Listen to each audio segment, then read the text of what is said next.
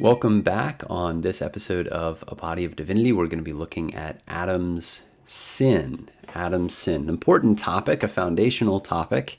Of course, last week we looked at, or a couple weeks ago, we looked at, back in 2020, we looked at sin broadly speaking, and we discussed it. Now we're going to look at, we could think of it in some ways as the origins of sin, though of course, because Satan was there and he was already a transgressor, he was already a sinner. We can't really say exactly, we can't pinpoint exactly. Okay, well, where was the very beginning of sin? We can talk about the origin of sin in mankind with Adam's sin, as we will today, but we don't really know the full story of it. And it's an interesting conversation, and some people go off into that in great detail. Though I've also heard some theologians have said, you know what, maybe it's not so wise to go into that discussion in great detail because we simply do not know the answer. And there's always going to be that temptation, because we're sinners, to push sin away from us, right? Push the responsibility onto somebody else. And because that's our tendency, that discussion, since we don't have any answer to it, maybe is not the best one. But anyway, let's dive into Thomas Watson and to his work and to what he says about Adam's sin. There's some really, I think, some pretty interesting stuff he gets into, which we'll get into in just a second. But first, we want to start where he starts, which is to go to the Catechism, the Shorter Catechism, which asks us, what was the sin whereby our first parents fell, and the sins whereby our first parents fell? Well, what was that sin? That sin was eating the forbidden fruit. Eating the forbidden fruit. Now, we should talk here a little bit about an important issue, an important matter as far as the nature of Adam's estate in innocence, or what was man's nature before the fall. It's such a foreign thing, isn't it, to us, right? we're sinners, so we don't really think all that much about it. Usually we talk about man's nature, and we just know we're talking about sin. But as we talked about last week, human beings are not originally designed to be sinners. Okay, so there's nothing inherent in humanity proper, right? In the original created human being, there's nothing inherent when it comes to being a sinner. So let's talk about that. Watson says Adam had the, quote, power not to fall. The power not to fall. Or to put it a little bit differently, he was able not to sin. You and I are incapable of that. We don't have that power to not sin. We're always able to sin at this point. We're always we don't have that ability to not sin. But Adam had that power not to fall. He was able not to sin. But he was also not yet perfected or confirmed in obedience, is the language that Watson uses. He was not yet confirmed in his obedience. And again, this is so important. I've talked a little bit about this already, but it's so important we understand that Adam was in a probationary period.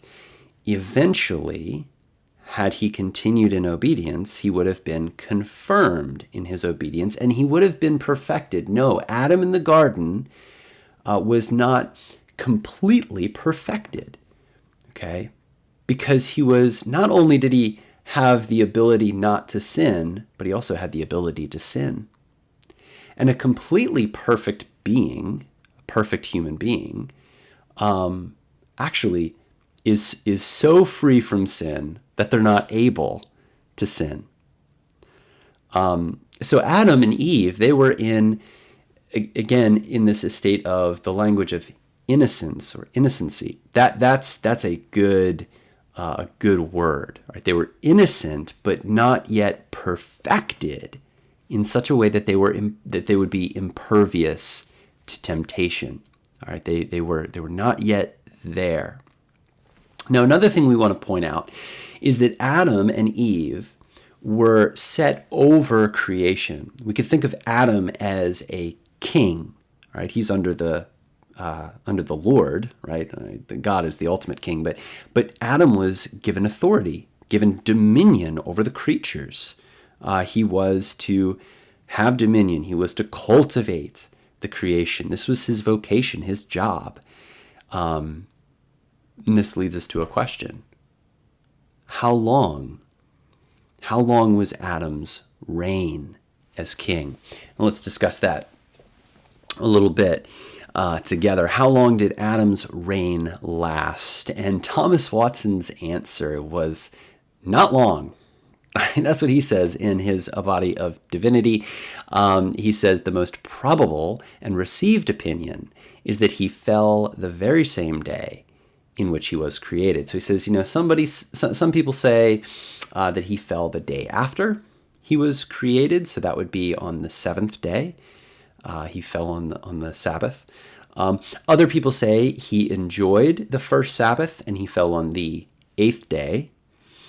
Others, like Watson, all right, and he says some of the patristic fathers like Irenaeus and others agreed with this, that he actually didn't spend even one night in the garden, in that innocency, in that state without sin, that he fell on the very same day, the sixth day. He fell on the very same day that he was created.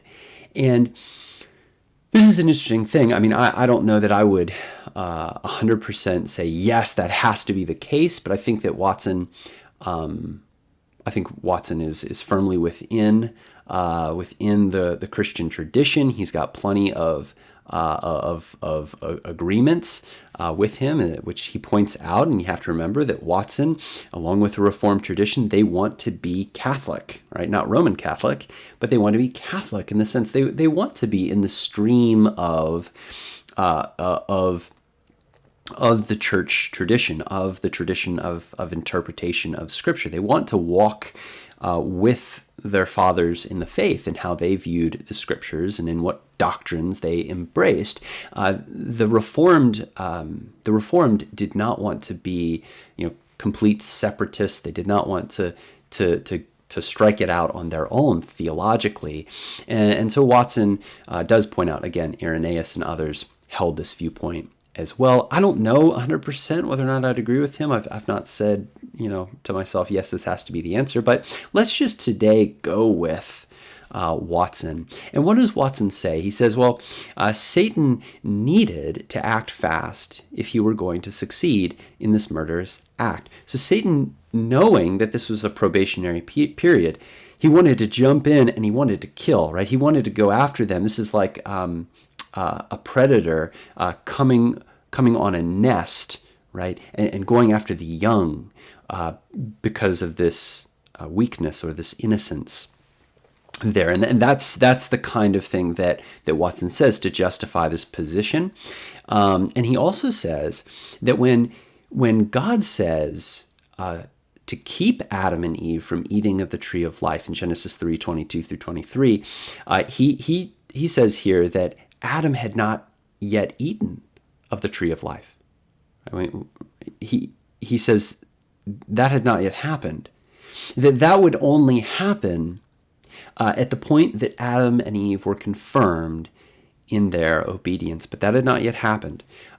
So in his view, I think he would say that probably the probationary period would not have been a very long time, that they perhaps would have eaten of the tree of life on the seventh day. And he doesn't say this explicitly in A Body of Divinity, but as I was reading him, I'm thinking that probably Watson would say the probationary period would not have lasted long, that Adam and Eve would have been confirmed in their obedience and thus made unable to sin the next day, which is, again, it's an interesting idea. I don't know that the scriptures give us a 100% answer on this, but it's worth a little bit of meditation here with Watson. Two lessons that Watson gathers, that he thinks we should gather from Adam's fall, is he says that we should learn the weakness of human nature. He's not saying sin, right? But he's saying the weakness of human nature. He says, quote, "If Adam in a few hours sinned himself out of paradise, how quickly would we sin ourselves into hell if we were not kept by a greater power than our own?" And then very much like that first one, he says a second lesson is learn how sad it is for a man to be left to himself. Right? He says, "A man without God's grace left to himself is like a ship in a storm, without a pilot or anchor, and is ready to dash upon every rock. Lord, do not leave me to myself." Well, then Watson goes on after that to discuss a couple of things here about Adam's sin. First, he goes after talking about the occasion of man's fall, and then he talks about the nature of that first sin. So first, the occasion, which he says, the occasion is the serpent's temptation, that Satan came as an imposter.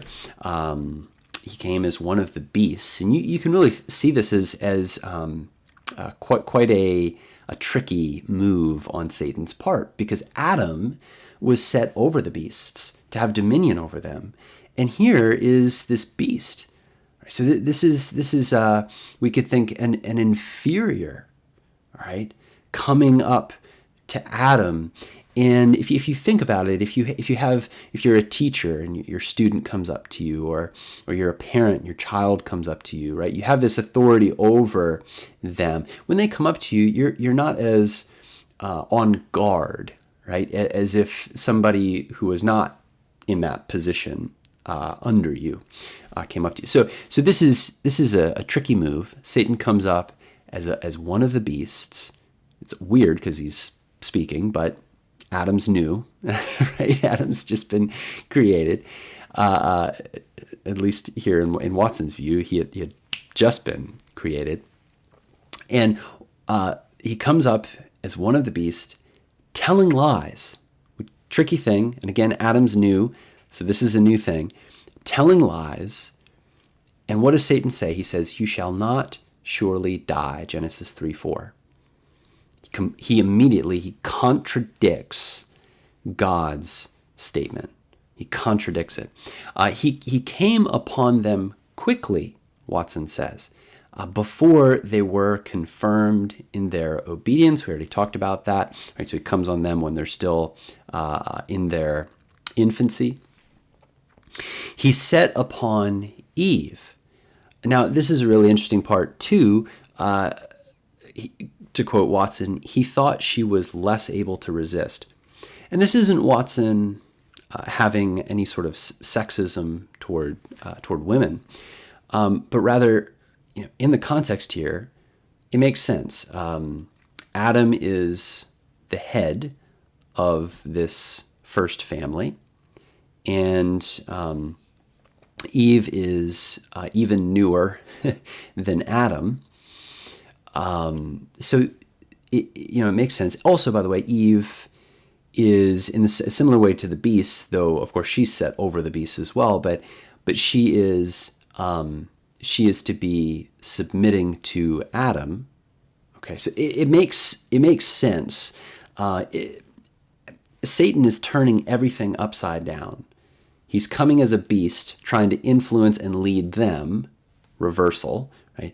He's coming to Eve to have Eve lead Adam, a reversal, right? There's a reversal of everything going on here.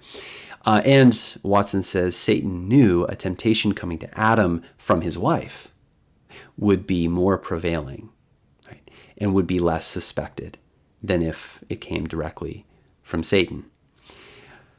Also, Watson says that Satan attacked Eve's faith in God. He goes right for the heart of the matter, persuading her that God had not spoken truth. Again, you shall not surely die. And lastly, Watson tells us that Satan had only hatred for mankind.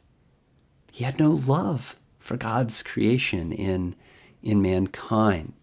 And so we see that on the very, again, following Watson's view here, on the very day of Adam's coronation, Adam would be, due to Satan's temptation, dethroned, and would bring Adam and all of his posterity under a curse.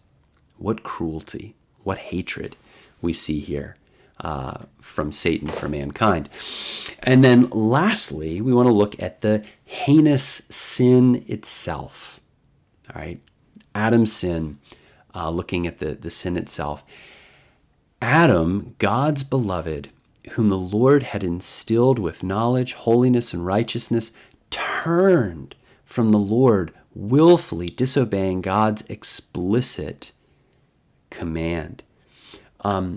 Watson says part of what makes this sin so heinous is that it was committed by Adam.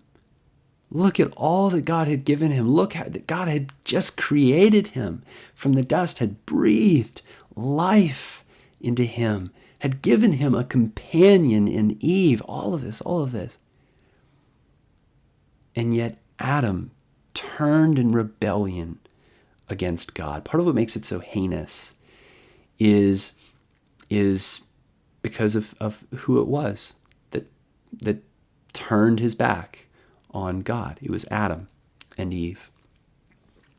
Second, I love this.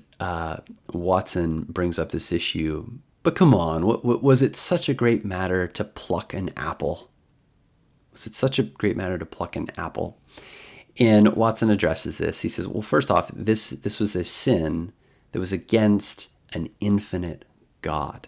So yeah, you better believe it. It's a big deal, partly because of the nature of the one who's being wronged. And then he also says that this sin may seem like a small thing to us, but he says, I like the language of Watson, it was a big-bellied sin. It was a big-bellied sin, a chain with many links. And he goes so far as to really just identify all of the different links by saying 10 sins were in it. What 10 sins? Incredulity, unthankfulness, discontent, pride, disobedience, curiosity, wantonness, sacrilege, murder, and presumption. It's worth going through and reading. He gives a little explanation for each of the 10 sins and talks about them. And if you go through them, for instance, sacrilege, he also mentions theft in there. So even within each of the 10, those are really headings that have sins within them. But then let's end out today then with the last little bit of this section where Watson talks about the dreadfulness of the effect of sin. He says the dreadfulness of the effect is found in the resultant corruption of man's nature. And then he says, how deadly is that sin of Adam that could poison all mankind and bring a curse upon them, till it be taken away by him who was made a curse for us. Great way to end that section. It's a very biblical way of ending it, Genesis 3:15 style, just as Genesis 3:15 points to that one who would bruise the head of the serpent, crushing Satan, crushing sin, reversing the curse, defeating the curse.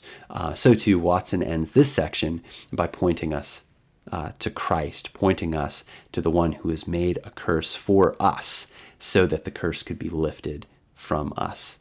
So there we are. There's Adam's sin. And next time we'll continue this discussion as we get into original sin and what original sin is, which is we could really think of as Adam, the result, this result of Adam's sin for us, for all humans, all of his posterity. But we'll cover that next time, and we'll see you then.